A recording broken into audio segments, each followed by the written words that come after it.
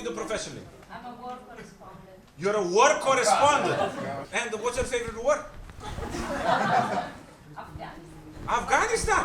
What do the Palestinians and the Ukrainians have to do? I started with the Palestinian conflict. You started with the Palestinian conflict, because it's not a war, because a war has been between two armies, right? And Palestine just has some people in flip-flops. What did you like about Afghanistan? I like the strength of the women in Afghanistan. The strength of the women, right?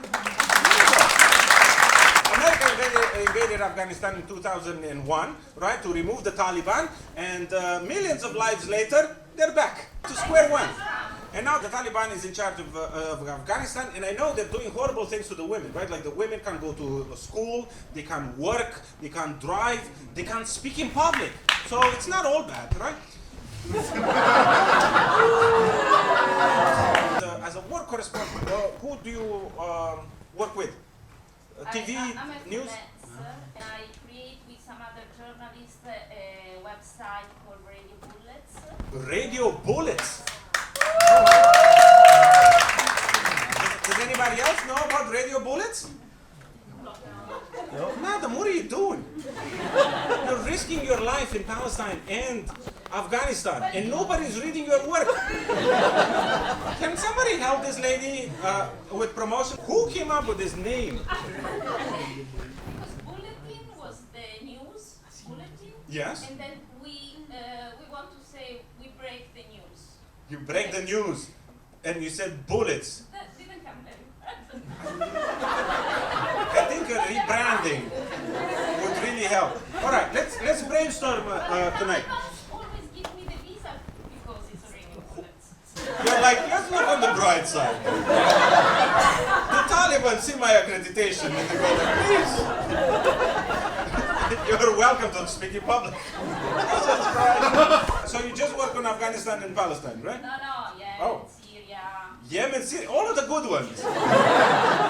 You've covered wars, conflicts, humanity in its most vulnerable and at its worst, and also at its best. Tell us a story of something that you've seen that you think a lot of people should know more about.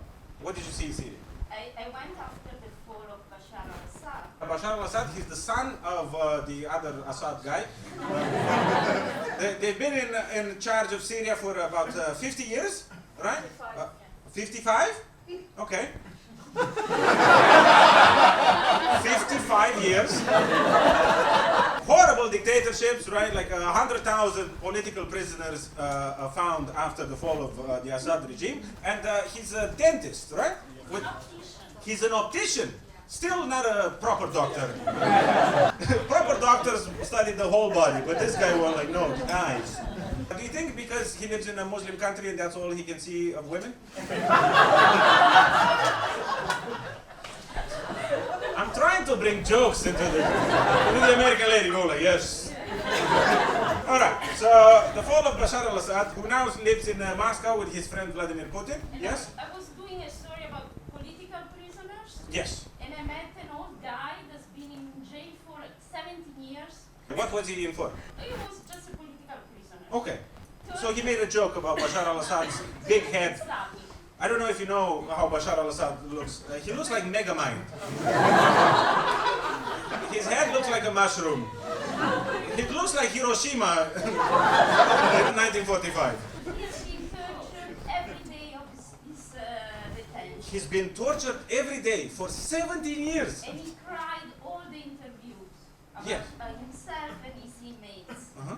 And at the end I asked him, after 2 hours talking, I asked him, what would you tell to the young people that's been in prison for years, for no reasons? And he said, you know, I was full of revenge inside of me, and I wanted to get rid of these bad people, but yet I choose peace. I said, I don't want to become like them. So I want these young people that has been through what I've been through to choose peace and to decide to be good persons. That is amazing.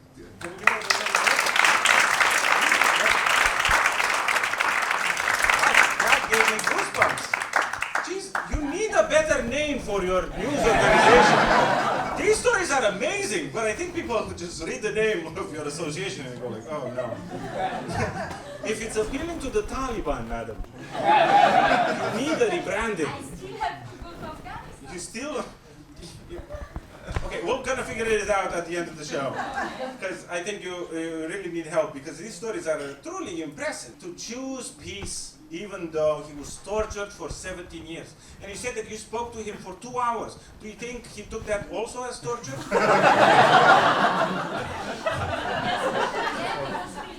Yeah, but at the end he was relieved. At the end. Yes. No, relieved. Anyway, don't worry. Basically, it had a happy ending, right?